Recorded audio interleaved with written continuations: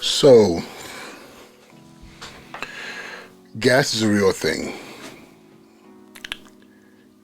Gear acquisition syndrome, when you just have to have the best and the greatest, latest piece of gear, especially when it comes to cameras. However, one thing that we must all come to a point of reasoning is that often we are getting gassed up. And what I mean by that, we are being deceived, played with, and our emotions are being toyed with, especially when it comes to things like this. So these are my two favorite cameras when it comes to just doing work. This is the R5 and the R6 Mark II.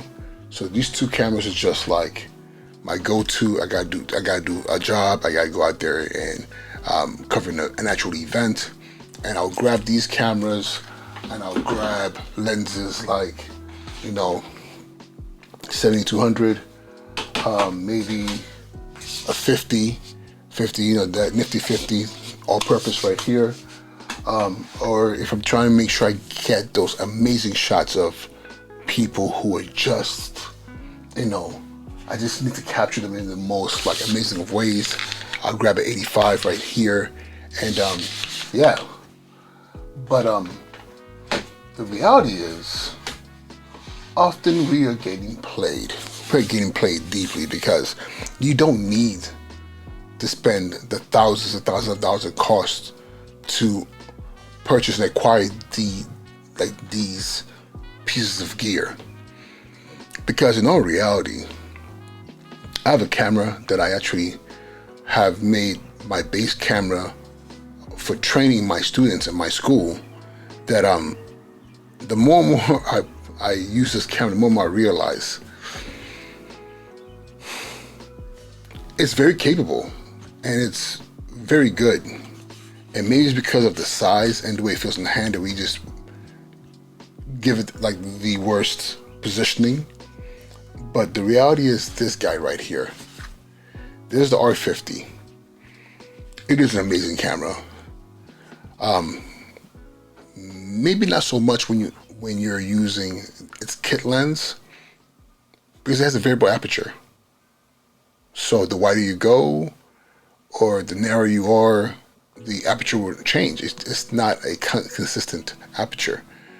So people who have this camera are going to be like, first of all, it's so tiny, and yes, the grip and everything is hard to hold. But I'm sorry, that's people just finding a reason to for their BS about oh, it's so small, the grip. No, the thing is this: if it's a tool that you're using, you just find a way to make that tool work. And sometimes you don't have to go for something that's literally 3 times the cost or 4 times the cost of this to make it work. So I'll tell you one thing about this camera. That thing is amazing. Yes, the kit lenses are okay. They're not bad. You're not gonna get that amazing bokeh in the background if this is what you're looking for.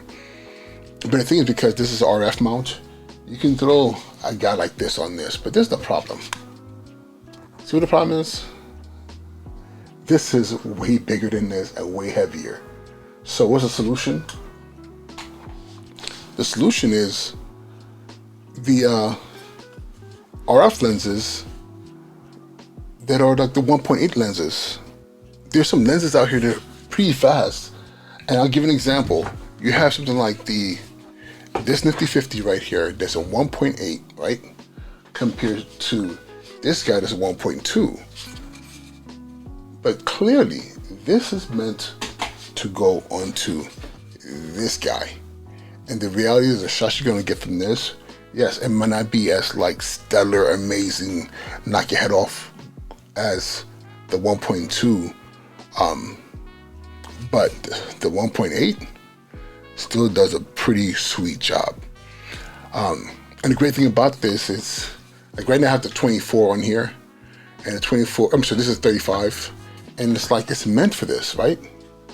And then you have the 24, then the 50, then you have the 24. These lenses just are meant to fit onto this camera, in my opinion. And you're not limited by that. But if you really want to go in there, you have the 100 to 400.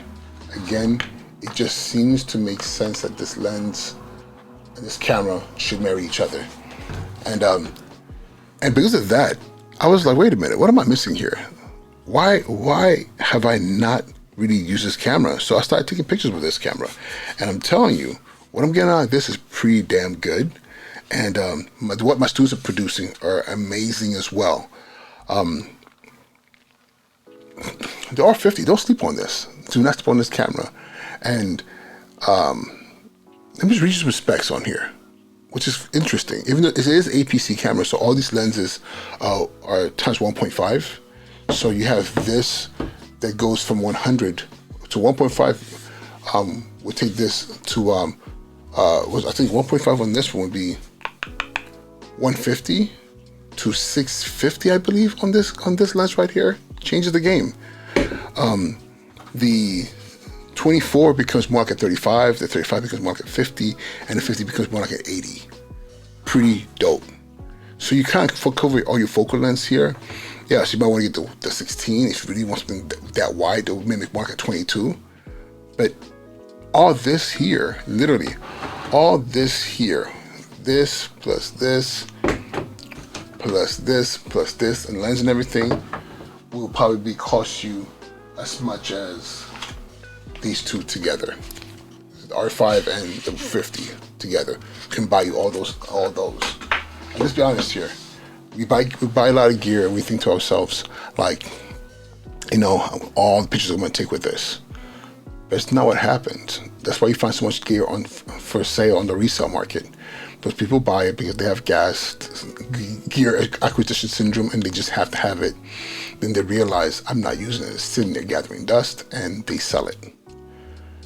When it's probably a better deal to buy something like an R50, get the suitable lenses that are all within a good range, 1.8, pretty much all of them. I'm sorry, this is a variable lens, but the cool thing about this is a 5.6 to 8. Not the lenses you want to use to do portraits, but the lens that you want to use to, like, you know, do landscape and get something at distance that you want really in focus. There's no need for this lens to be a 1.2, 1.3, 1.8. You know, 5.6 to 8 means you're going to get a really sharp image on here. And for video, we use this at my school for video, especially if we're recording something in the auditorium with the cameras all the way back of the theater. We need a lens that's going to capture our subject, performance, whatever, perfectly and clearly. That's the job. And again, R50, and we use it all. We do all the work on the R50 body, and it works perfectly. We're talking about let me just give you some specs real quick. We're talking about a 24.2 megapixel camera, ISO 100 to 32,000, expandable to 51,200. I mean, I don't know why you would need a camera to do that. I'll be honest with you, I don't know. But if you do need it, it can be expanded to that. Dual pixel CMOS autofocus 2 with 651 focus points. This little guy here is very competitive. Continuous shooting speed up to 15 frames per second with an electronic shutter. So yes, not the camera you want to use to do high speed sports, but kids playing around, running around, this will catch that. You know, people having fun in a party, moving around, this will catch that. You're not using this camera to catch Usain Bolt. You know, maybe now that he's retired, maybe you might be a catch on that, but no reality, no. The video wise, 4K, up to 30 frames per second, and then we're talking about full HD 180 up to 120 frames per second. And check this out. Most people are not recording in 4K. Most of you are not. You want to say it does, but you're not. All my content is in 1080p. Everything I post is 1080p. I just want good video that people can watch and enjoy. I'm not making a video that's going to go on Netflix. I'm not creating a video that's going to be nominated for an Oscar. I just want really, really sharp, good video. 1080p is all I ever use. And the 120, I rarely ever do slow-mo. Like, it sounds great to have, but that's not what most of you are not going to use that feature. So what are you talking about here? So, I mean, there's so much more that's in here. Wi-Fi connectivity, Bluetooth, which is great for getting pictures off your camera.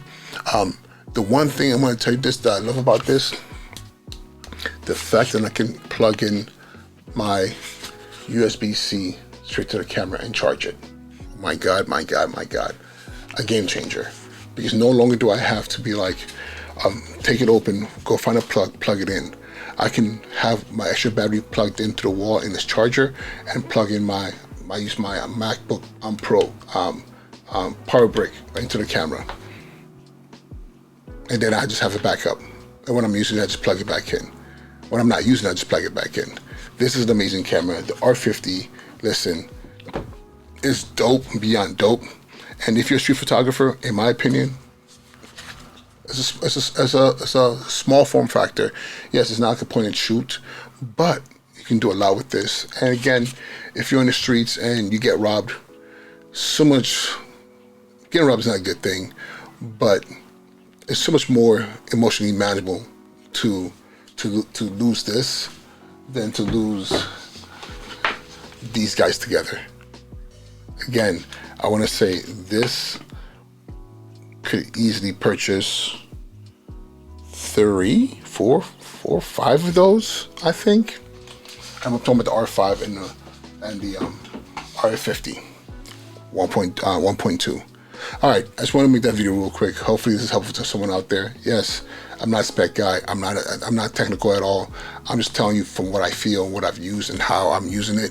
And again, my students are using the R50 in the classrooms, and they're doing amazing with it, and to the point where it's just makes more sense. Yeah, sometimes I put a R6 Mark II in your hands, and they get it because they learned over here.